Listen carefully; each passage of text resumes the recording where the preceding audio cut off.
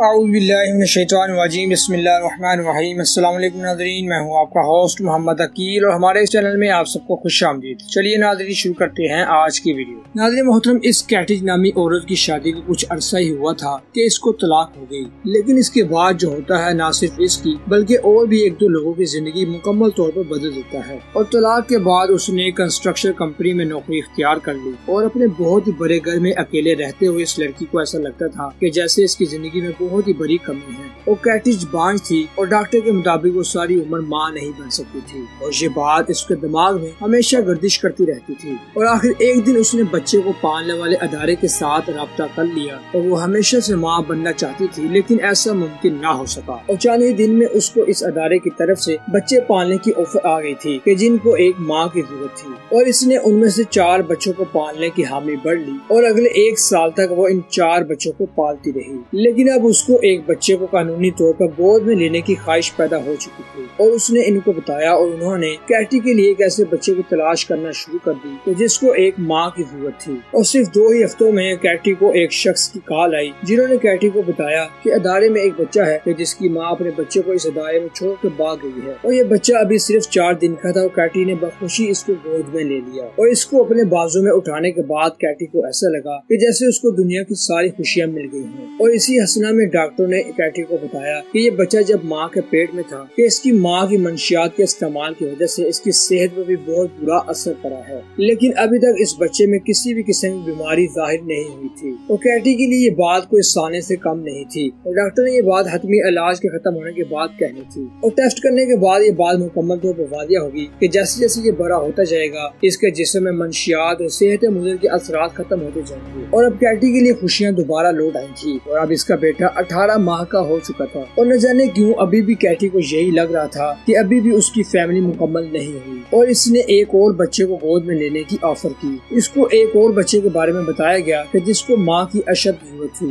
لیکن کس سے معلوم تھا کہ یہ نہ صرف کیٹی بلکہ اس کے بچے کی زندگی میں بہت زیادہ اثر پڑے گا، اور اس کے بیٹے کی طرح اس بچی کے خون میں بھی منشیات کے اثرات موجود تھے، جو کہ اس بات کی طرف واضح اشارہ تھا کہ اس کی ماں بھی منشیات کا استعمال کیا کرتی تھی۔ جب کیٹی نے اس بچی کے ڈسچارج پیپر کو پڑھا تو اس پیپر پر یہی لکھا تھا کہ کیٹی نے جو بچہ پالا ہوا ہے یہ بچے کی بہن ہی ہے، یعنی وہ اسی کی ماں ہے جو بچے کی ماں تھی۔ اور سب سے بڑھ کر اس کے ذہن میں یہ بات آ رہی تھی کہ اس کے بیٹے کی بھی وہی حالت تھی کہ جو کہ اس بیٹی کی ہے۔ اس کے ذہن میں خوشیوں اور ممکنات کا ایک طوفان اٹھ رہا تھا، اور اس نے ان لوگوں سے رابطہ کیا کہ جس کے ذریعے کیٹی نے ان بچوں کو گود میں لیا تھا، اور ان کو بتایا کہ مجھے ایسا لگتا ہے کہ میرے ان دونوں بچوں کی ماں بھی ایک ہے۔ اور اس لڑکی نے سارے معاملات اپنے ہاتھ میں لے کر اس کی جان بیچ شروع کر دی، اور آخرکار اس کو اس کی ماں مل ہی گئی۔ لیکن کیٹی ابھی قبل از وقت کسی بھی نتیجے پر پہنچنا نہیں چاہتی تھی، اس لیے کیٹی نے دونوں بچوں کا DNA ٹیسٹ کروایا، اور ٹیسٹ کے نتیجے میں بہت ہی زیادہ حیرت ہو گئی کہ واقعی ہی اصل میں یہ دونوں بچے بہن بھائی ہی ہیں۔ اور کیٹی اگرچہ بانج تھی لیکن اس کو دونوں بچے ایسے ہی مل چکے تھے کہ جن کا آپس میں خون ہی کا رشتہ تھا۔ ناظرین محترم، یہ تھی ہماری آج کی ویڈیو۔ ہم امید کرتے ہیں کہ آپ کو آج کی ویڈیو کافی پسند آئی ہوگی۔ ویڈیو پسند آنے کی صورت میں ہمارے چینل کو سبسکرائب، لائک اور شیئر کیجیے گا۔ دوبارہ جلد حاضر ہوں گے اچھی نئی ویڈیو کے ساتھ۔ اجازت دیجیے، اللہ حافظ۔